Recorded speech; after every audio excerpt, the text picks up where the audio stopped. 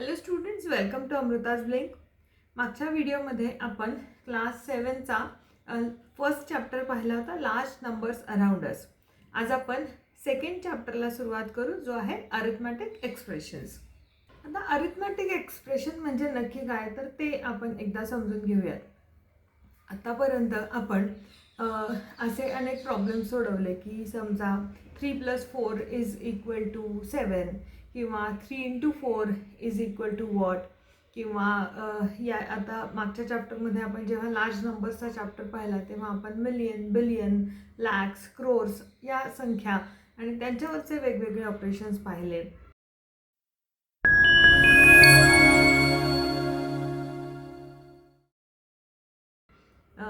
पण काही वेळेला काय होतं की जेव्हा आपण डे टू डे लाईफमध्ये एखादं उदाहरण सॉल्व करत असतो किंवा डे टू डे लाईफमध्ये आपल्याला काहीतरी कॅल्क्युलेशन करायचं असतं, त्यावेळेला काय होतं की आपण जो डेटा असतो तो आपण शब्दामध्ये बोलतो. म्हणजे समजा जर मला सांगायचं असेल की एखादं कोडं, समजा मी माझ्या एखाद्या मित्राला जर मी एखादं कोडं घालत असेल की मग त्यावेळेला आपण काय सांगतो की एक संख्या मनात धरा, मग त्या संख्येला 3 मल्टिप्लाय करा, मग त्या संख्येमध्ये 4 ॲड करा, मग त्या संख्येवरती समजा त्याला 2 डिवाइड करा. असे वेगवेगळे ऑपरेशन्स आपण त्या एका मनात धरलेल्या संख्येवरती करतो.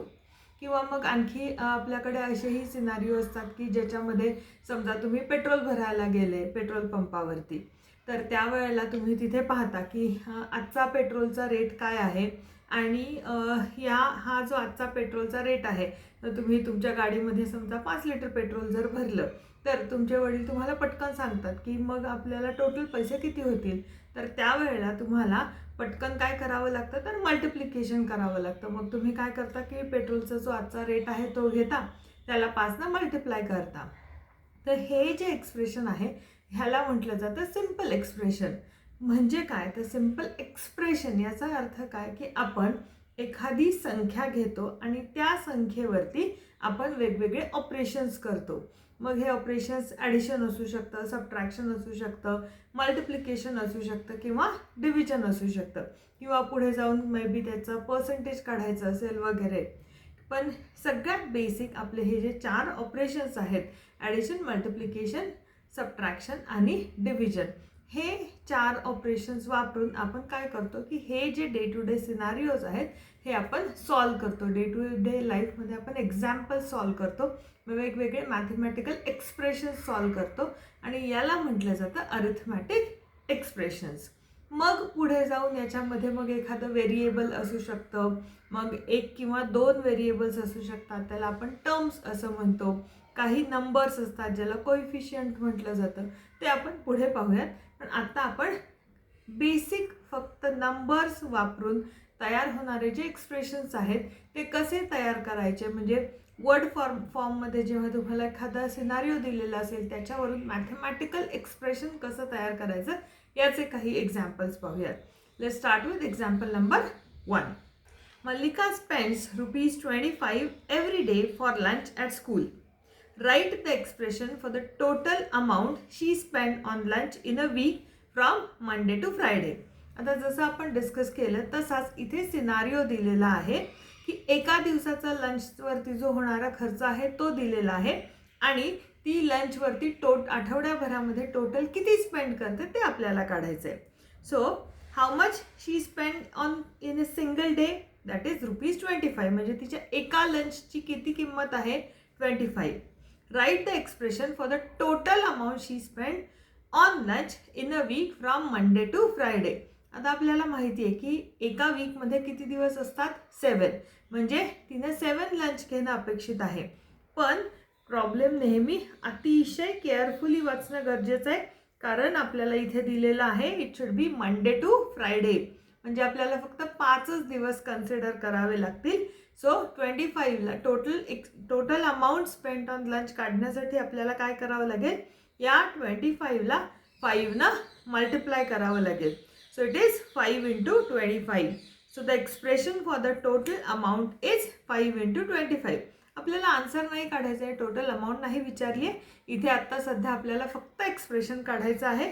त्यामुळे तुमचं जे आन्सर आहे ते काय येईल, 5 × 25.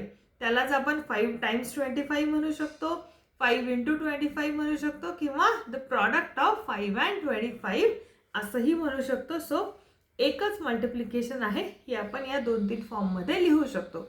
आलंय लक्षात? Choose your favorite number and write as many expressions as you can having that value. म्हणजे जसं आपण मगाशी पझलचं एक्झाम्पल घेतलं होतं की तुम्ही तुमच्या मित्राला एखादी व्हॅल्यू त्याच्या मनात धरायला सांगता आणि मग त्याच्यावर वेगवेगळे ऑपरेशन्स करता. सेम वे आता इथे आपल्याला एखादा नंबर घ्यायचा आहे आणि तो नंबर आपण कशा पद्धतीने कोणकोणते मॅथमॅटिकल एक्सप्रेशन वापरून मिळवू शकतो असं आपल्याला रिव्हर्स कॅल्क्युलेशन करायचं आहे. तुम्ही कोणताही नंबर घेऊ शकता. आता इथे उदाहरणासाठी मी 24 हा नंबर घेतला आहे. मग 24 the arithmetic expressions for the number can be as follows. म्हणजे असे कोणकोणते ऑपरेशन्स आहेत की ज्यानं 24 हा नंबर येऊ शकतो. तुम्ही कोणतंही कॉम्बिनेशन करू शकता. सो फॉर एक्झाम्पल आता मी जर समजा 12 + 12 केलं तर आपल्याला रिझल्ट काय मिळेल? 24 मिळेल. किंवा 4 × 6 केलं तरी रिझल्ट काय मिळेल? 24 मिळेल. 48 ÷ 2 केलं तरी रिझल्ट 24 मिळेल. 34 - 10 केलं तरी 24 मिळेल. 20 + 4 केलं तरी रिझल्ट 24 मिळेल.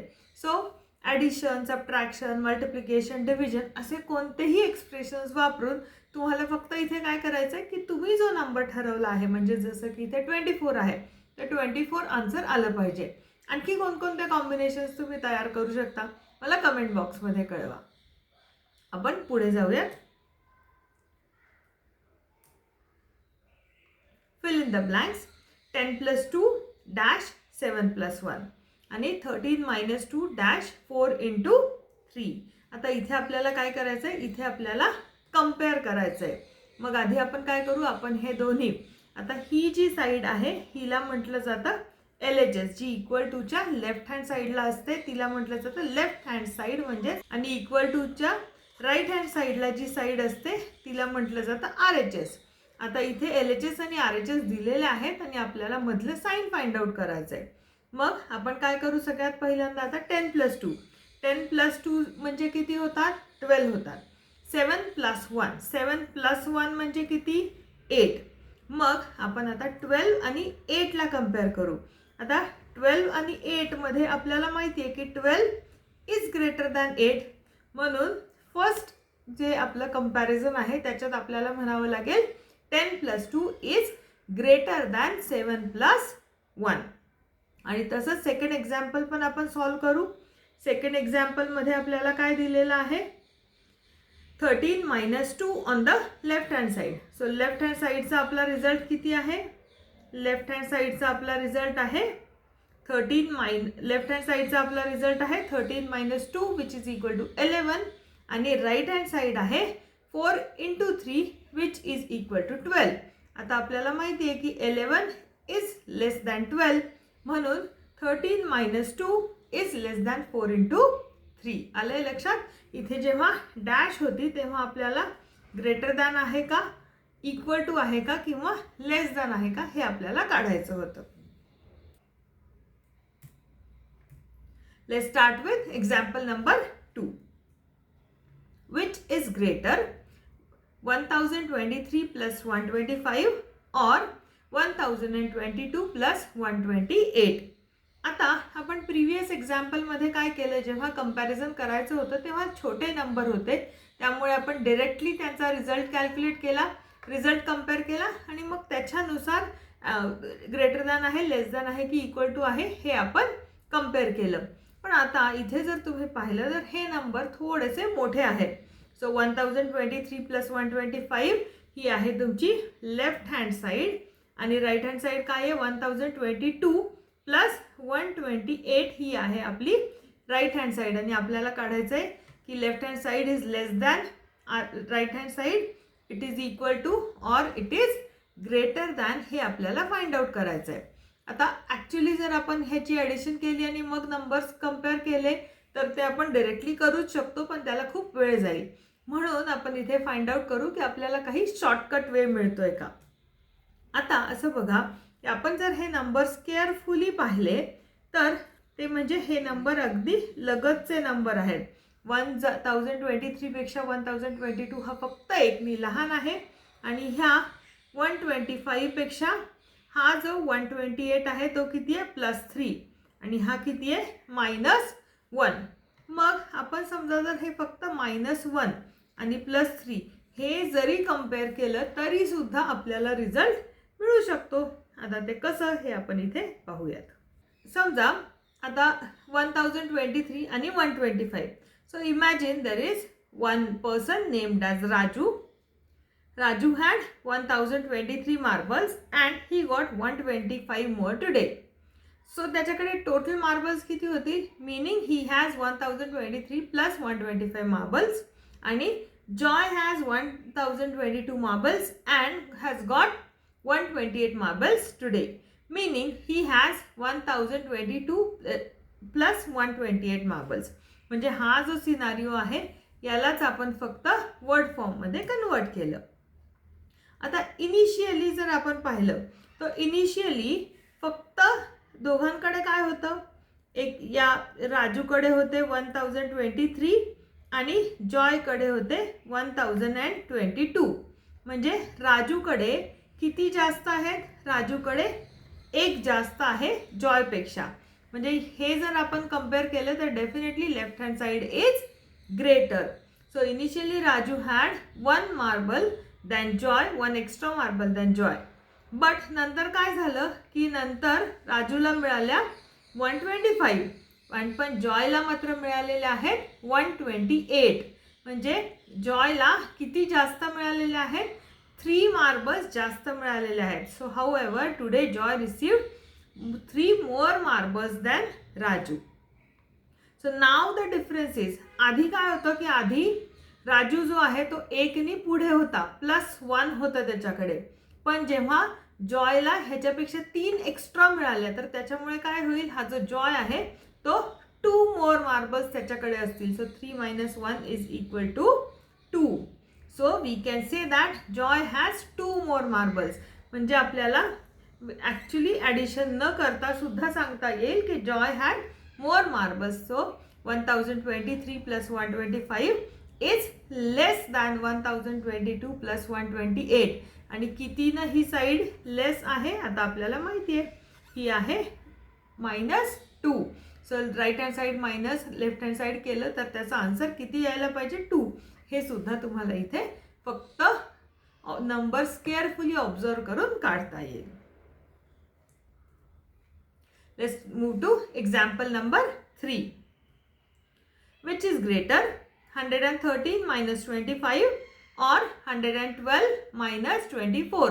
आता हे मगासारखंच आहे. इथेही आपण नंबर्स केअरफुली जर ऑब्झर्व केले तर आपल्याला एक पॅटर्न फाइंड आउट करता येतो. आता आपण तो पॅटर्न बघूयात.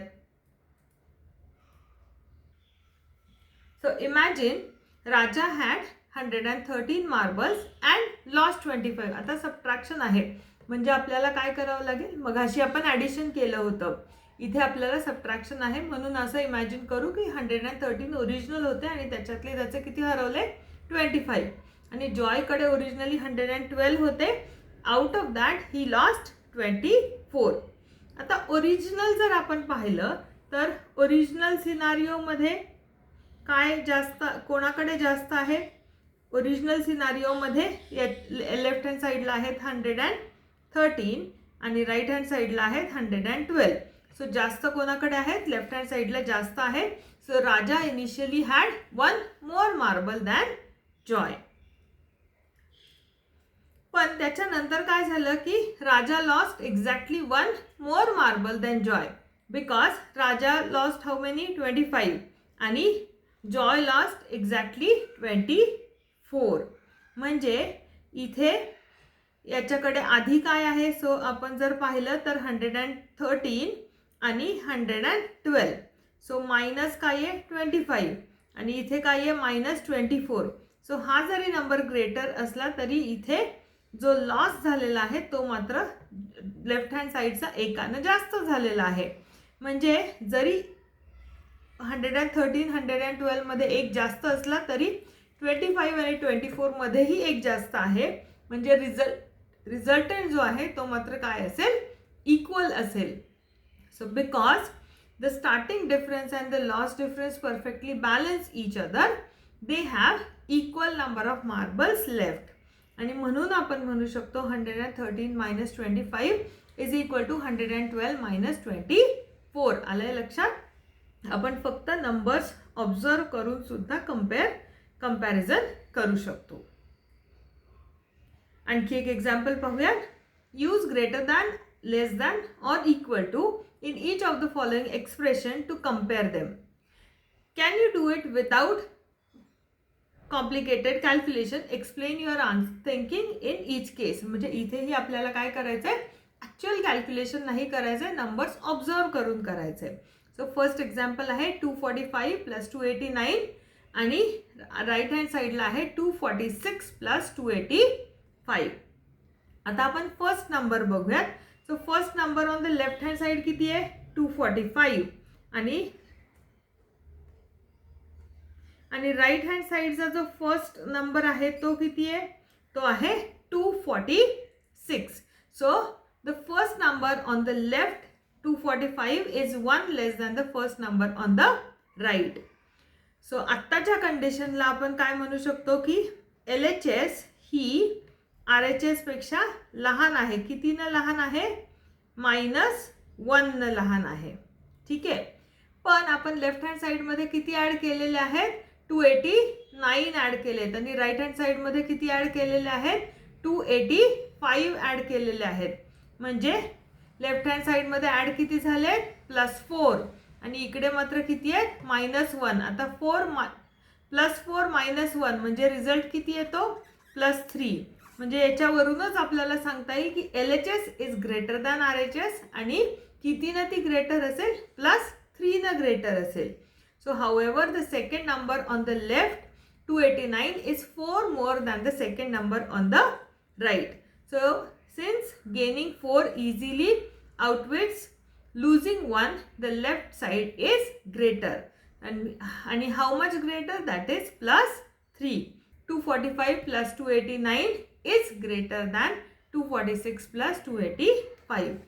हे जे कॅल्क्युलेशन आहे हे लक्षात घ्या की पहिल्यांदा पहिली जी स्टेप आहे ती कंपेअर करायची आणि मग सेकंड स्टेपमध्ये जो नंबर ॲड किंवा सबट्रॅक्ट केला आहे तो कंपेअर करायचा आणि मग रिझल्टंट गेन किंवा लॉस आपल्याला काढायचा आहे. सेकंड एक्झाम्पल पाहूया. 273 मायनस 145 आणि आहे आपल्याकडे 272 आणि 144. आता बघा आपण हा पहिला नंबर कंपेअर करू. सो LHS आणि RH. आता हा जो पहिला नंबर आहे तिथे LHS मध्ये आपल्याकडे काय आहे, +1 आहे बिकॉज 273 इज ग्रेटर दॅन 272 आणि कितीनं ग्रेटर आहे तो +1 न. पण आपण जो नंबर सबट्रॅक्ट करतोय तो लेफ्ट हँड साईडचा काय आहे 145 आणि राईट हँड साईडचा काय आहे 144. हे नंबर्स आपण सबट्रॅक्ट करतोय. तर जो नंबर आपण सबट्रॅक्ट करतो आहे तो सुद्धा काय आहे की लेफ्ट हँड साईडचा मोठा आहे आणि ऑपरेशन कुठलं आहे, मायनसचं आहे. म्हणजे +1 मायनस +1 आपण जर केलं तर रिझल्टंट काय मिळतो, 0. म्हणून आपल्याला म्हणावं लागेल की LHS is equal to RHS. Look at how the numbers change from left hand side to right hand side. The starting number decreases by 1 from 273 to 272, but the amount being subtracted also decreases by 1 exactly from 145 to 144. Since both the numbers shift down by the exact same amount, the gap or difference between them remains exactly the same. जसं आपण मगाशी 0 काढलं होतं. आणि hence your answer is equal to. So hence we can say 273 minus 145 is equal to 272 minus 144. आलंय लक्षात. Next पाहूयात. 364 plus 587 dash 363 plus 589. आता आपण परत पाहूयात. So we will have LHS आणि RHS. आता 364 आणि 363 कम्पेअर जर आपण केलं तर LHS काय आहे +1 आहे. आणि 587 आणि 589 याच्यामध्ये कोणाकडे जास्त आहे, राईट हँड साईडमध्ये +2 आपल्याकडे आहे. आता +1 आणि +2 यांचा जर आपण डिफरन्स घेतला तर +2 इज ग्रेटर दॅन +1, म्हणजे आपला जो रिझल्ट येईल तो काय येईल, LHS is less than RHS. Compare the pairs. आता पहिल्यांदा आपण लेफ्ट साईडचा जो पहिला नंबर आहे तो आणि राईट हँड साईडचा पहिला नंबर कम्पेअर करू. So the left side has a number that is 1 more, 364 versus 363. But the right hand side has the number that is 2 more, 589 versus 587. आणि म्हणून the right side's gain is 2 bigger than the left side of 1, making the right side larger overall. Hence आपलं जे answer येईल ते काय येईल, लेस than. आणि म्हणून आपण म्हणूयात 364 + 587 इज लेस दॅन 363 + 589. इथे हे जे आपण एका टेबलमध्ये अगदी इझी कंपॅरिझन करतोय हे लक्षात ठेवा. ही अगदी सोपी ट्रिक आहे तुमचं एक्झाम्पल सॉल्व्ह करण्यासाठीची. जर तुम्हाला रिटर्नमध्ये जर एक्झाममध्ये रायटिंगमध्ये जर एक्झाम्पल सॉल्व्ह करायचं असेल तर यू नीड टू राईट दिस. आणि जर तुम्हाला फक्त एखाद्या कॉम्पिटिटिव्ह एक्झाममध्ये फक्त ओरली सॉल्व्ह करायचं असेल तर ही ट्रिक लक्षात ठेवा, +1 +2, आणि मग तो जो डिफरन्स आहे त्याच्यावरून तुम्हाला अगदी फ्रॅक्शन ऑफ सेकंड्समध्ये एक्झाम्पल सॉल्व्ह करता येईल. 124 + 245 आणि 129 + 245. आता इथे पण आपण करूयात. सो आपल्याकडे आहे LHS आणि RHS. आता पहिला नंबर आपण बघूयात, 124 आणि 129. म्हणजे आपल्याकडे डिफरन्स काय आहे, कुठली साईड मोठी आहे, राईट हँड साईड आपल्याकडे +5 न मोठी आहे. आणि हा जो नंबर आहे 245 हा सेम नंबर आपण left hand side right hand साईडमध्ये ॲड केलेला आहे. आता म्हणजे आपण म्हणू शकतो की +5 राईट हँड साईडला एक्स्ट्रा असल्यामुळे LHS is less than RHS. Both the sides are adding the exact same number 245. So आपल्याला फक्त जो इनिशियल नंबर आहे तोच कम्पेअर करावा लागेल. Therefore, you can ignore 245 and simply compare the other numbers. Now 124 is less than 129. Left hand side must be smaller. So your answer is 124 + 245 is less than 129 + 245.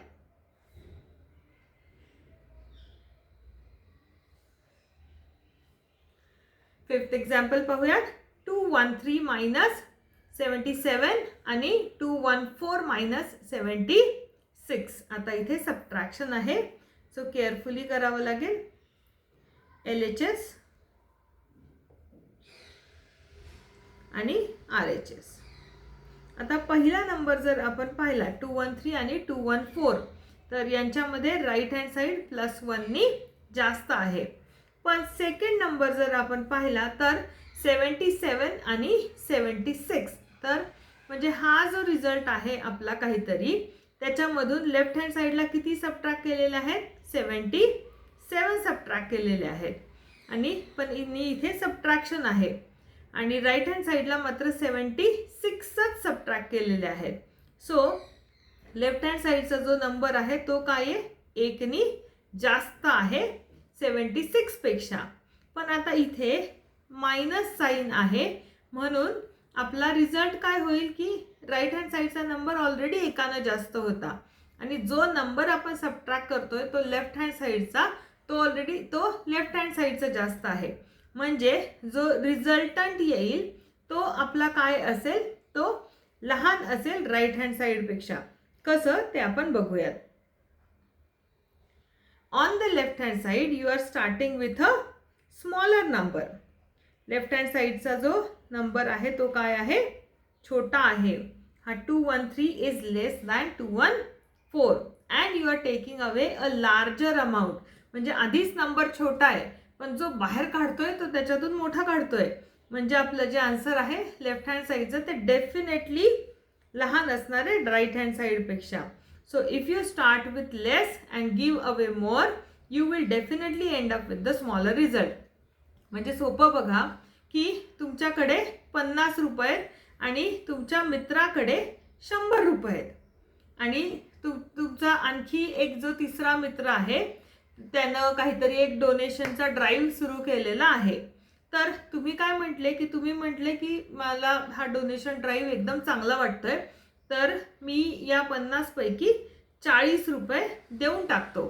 पण तुमचा जो मित्र आहे 100 रुपये, तो काय म्हटला की मला ना या डोनेशनमध्ये काही पैसे द्यायचे नाही आहेत, म्हणून मी फक्त 10 रुपयेच देऊन टाकेल. म्हणजे ऑलरेडी आधी तुमच्याकडे कमी होते, तुमच्या मित्राकडे जास्त होते आणि तरी पण तुम्ही जास्त पैसे दिलेत, तुमच्या मित्रांना कमी पैसे दिलेत.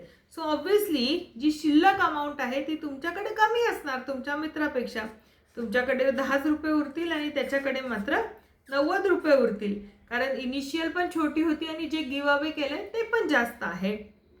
हेच लॉजिक इथेही लागू होतं आणि म्हणून जस्ट बाय ऑब्झर्वेशन आपण आपला आन्सर इथे सांगू शकतो, which is less than. So 213 minus 77 is less than 214, that is 214 minus 76. So let's start with example number 4. Malesh bought 30 marbles to the playground. Arun bought 5 bags of marbles with 4 marbles in each bag. How many marbles did Malesh and Arun bring to the playground? आता आपल्याला एक scenario दिलेला आहे आणि आपल्याला त्याचं mathematical expression तयारही करायचं आहे आणि मग ते सॉल्व देखील करायचं आहे. आता इनिशियली मलेशने किती मार्बल्स आणलेले आहेत? इनिशियली मलेशने किती मार्बल्स आणलेले आहेत? 30 मार्बल्स. सो इनिशियल मार्बल्स किती आहेत? 30. मग अरुण आलाय, पण अरुण यांनी काय केलं, ह्याच्याकडे सुट्ट्या 30 मार्बल्स होत्या. अरुण बॉट 5 बॅग्स, अरुणकडे बॅग्स आहेत 5 आणि या प्रत्येक बॅगमध्ये किती मार्बल्स आहेत? 4.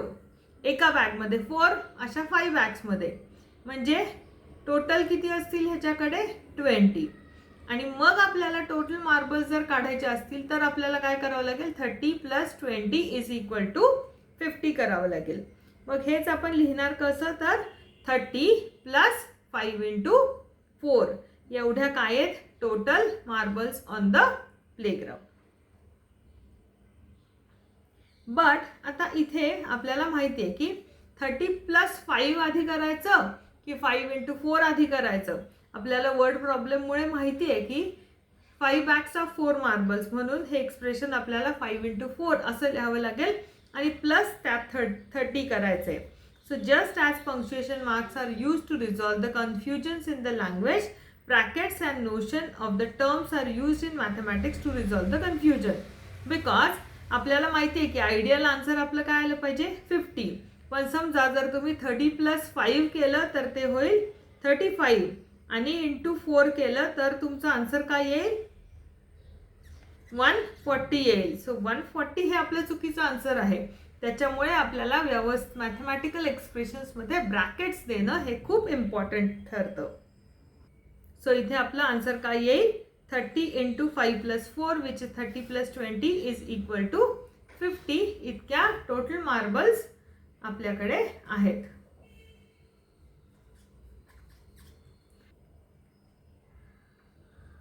नेक्स्ट एक्झाम्पल पाहूयात. Example number 5.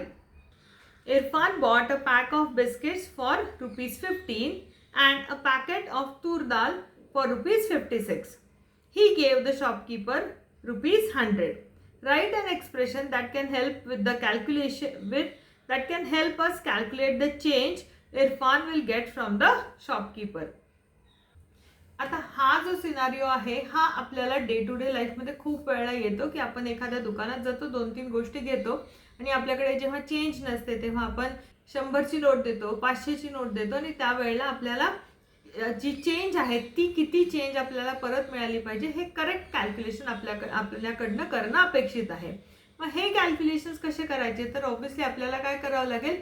आधी आपल्याला टोटल आपली अमाऊंट किती आहे, आपण किती अमाऊंटचं मटेरियल परचेस केलंय ते काढावं लागेल आणि मग आपण जी नोट किंवा जे डिनॉमिनेशन्स देतो त्याच्यातून त्या टोटल अमाऊंटमधून ही आपली ड्यू अमाऊंट आपल्याला मायनस करावी लागेल. आता त्यानं काय काय घेतलंय? Irfan bought a biscuit pack of ₹15 and a packet of tur dal for ₹56. So Irfan spent ₹15 on biscuit packet and 56 on tur dal. So the total amount he spent किती येणार आपली? 15 plus 56. How much it is? ती आपली काहीतरी एक X amount येईल. आणि मग त्यानं काय केलं की दुकानदाराला दिले ₹100. सो मग त्याला आता किती मिळाले पाहिजे? 100 मायनस त्याची ही जी टोटल अमाऊंट आहे ती मिळाली पाहिजे.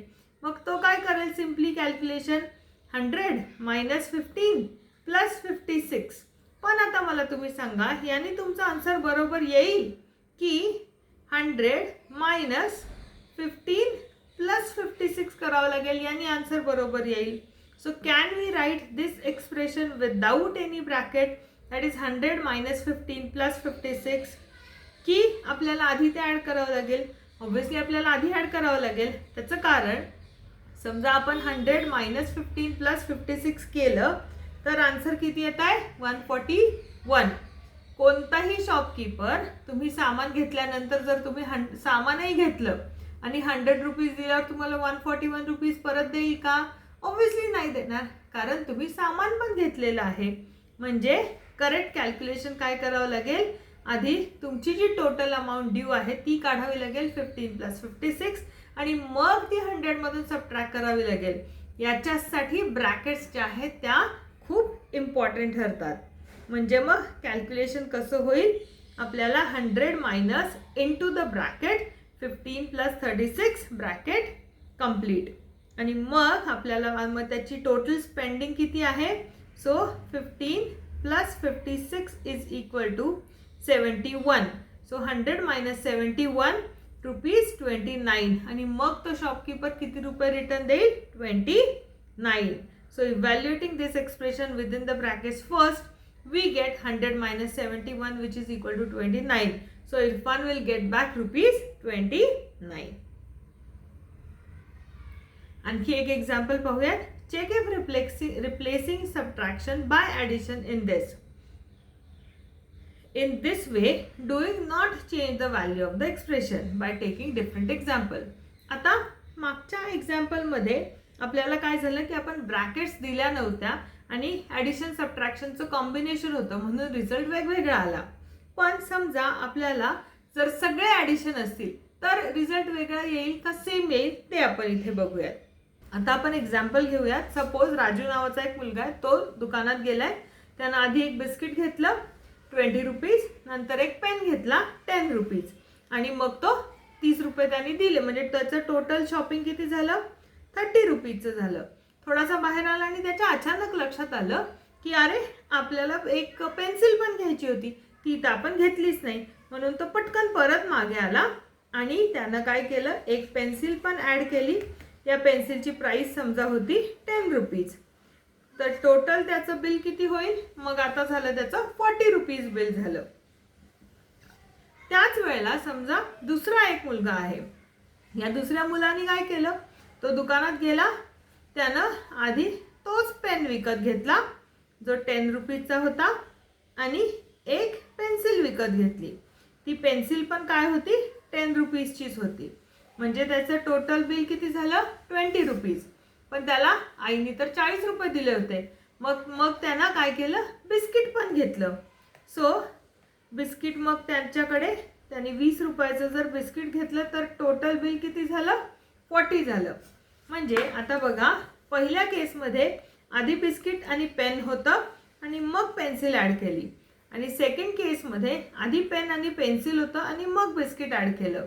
म्हणजे कशाही पद्धतीने आपण जरी सिक्वेन्स चेंज केला तरी पण हे जे टोटल बिल आहे, टोटल बिल दोन्ही केसमध्ये सेमच आलं.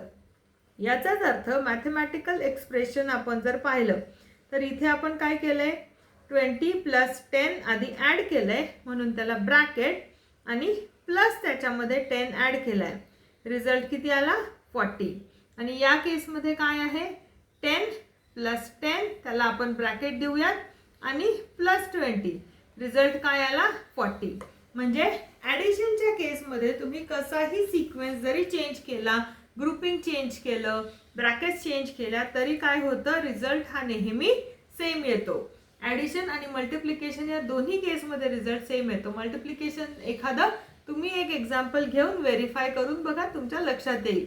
पण सबट्रॅक्शन आणि डिव्हिजनमध्ये मात्र सिक्वेन्स चेंज होत नाही. सिक्वेन्स चेंज झाला तरी आन्सर सेम येत नाही. त्यामुळे ब्रॅकेट्स देणं खूप इम्पॉर्टंट ठरतं. आलंय लक्षात? या पार्टमध्ये आपण काय पाहिलं तर सिम्पल अरिथमॅटिक एक्सप्रेशन म्हणजे काय ते आपण पाहिलं. म्हणजे कोणताही नंबर ज्या वेळेला आपण घेतो त्यावेळेला त्याच्यावरती ॲडिशन, सबट्रॅक्शन, मल्टिप्लिकेशन आणि डिव्हिजन करून आपल्याला असे कोणतेही ऑपरेशन करून रिझल्ट कसा मिळवायचा ते आपण पाहिलं. आणि त्याच वेळेला जेव्हा आपण एखादं कॉम्प्लेक्स मॅथमॅटिकल एक्सप्रेशन तयार करतो त्यावेळेला ब्रॅकेट्स देणं का इम्पॉर्टंट आहे. जर आपण योग्य ठिकाणी ब्रॅकेट्स दिल्या नाही तर आपल्या मॅथमॅटिकल एक्सप्रेशनचं जे आन्सर आहे ते कशा पद्धतीने चेंज होऊ शकतं हे आपण या भागामध्ये पाहिलं. आता आपण पुढच्या भागामध्ये टर्म्स म्हणजे काय ते पाहूयात.